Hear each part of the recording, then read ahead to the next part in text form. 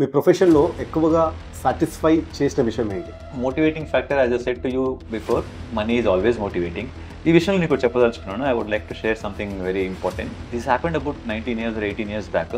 అమ్మాయిని కాపురానికి తీసుకెళ్ళట్లేదండి. ఎందుకు తీసుకెళ్ళట్లేదు అని గట్టిగా పెద్దలు కలిసి అడిగితే ఆ పిల్ల పనులు కూడా ఎట్లున్నా కలిసి ఎత్తున్నాయి, అంతే తీసుకుపోను అని అన్నాడంట.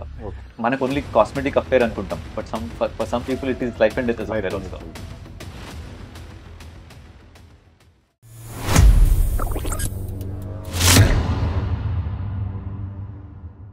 మీ ప్రొఫెషన్‌లో ఎక్కువగా సాటిస్ఫై చేసిన విషయం ఏంటి?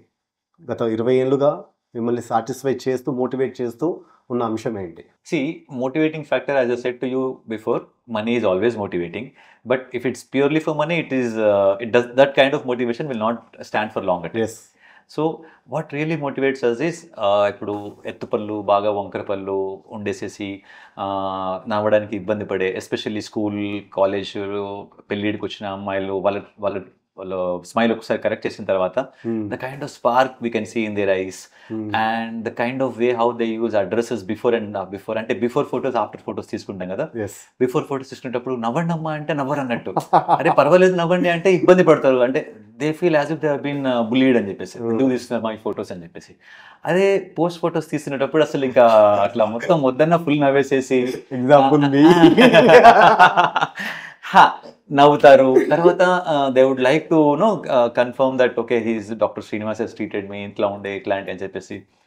ఈ విషయంలో నీకు చెప్పదలుచుకున్నాను. I would like to share something very important. ఉప్పల్లో క్లినిక్లో కన్సల్టేషన్ వెళ్ళేవాడిని. డాక్టర్ రామరెడ్డి సార్ అని, వెరీ సీనియర్ డాక్టర్, మంచి ప్రాక్టీస్ ఉండేది. సో అటు పక్క ఉప్పల్ సైడ్ నుంచి నారపల్లి అటు సైడ్ పల్లెటూరులో పెళ్లి చేసుకున్నారు. పెళ్లి చేసుకున్న తర్వాత ఆ అమ్మాయిని, this happened about 19 years or 18 years back, అమ్మాయిని కాపురానికి తీసుకెళ్ళట్లేదంట. ఎందుకు తీసుకెళ్ళట్లేదు అని గట్టిగా పెద్దలు కలిసి అడిగితే ఆ పిల్ల పనులు కూడా ఎట్లున్నా కలిసి ఎత్తున్నాయి, అంతే తీసుకుపోను అని అన్నాడంట.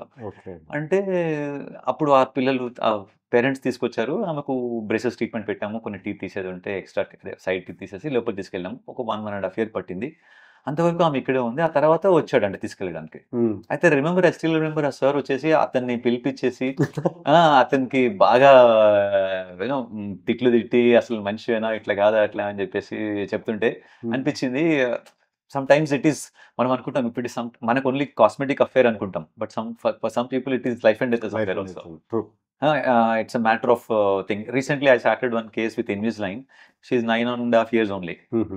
సో ఇంత తొందరగా ఎందుకు భక్తితున్నాయి, అవసరం లే కదా అని అనుకుంటాం కదా జనరల్గా. కానీ వాళ్ళ parents and kid also is very much insistent, no I want because I want this భక్తి టు గో ఇన్సైడ్. ఎందుకంటే షీ ఈజ్ అన్ ఇన్స్టాగ్రామర్. అంటే జెన్జీ వాళ్ళకు మంచిగా మాట్లాడాలి, కాన్ఫిడెన్స్ రావాలి అంటే you need to have a good smile అంతే అన్నట్టు.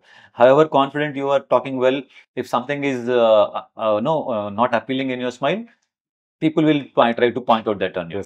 సో అది కాకుండా ఉండాలనుకుంటే I again commonly tell my patients, what you can change you should change, what you cannot change you cannot change, you should accept it and live with integrity over there.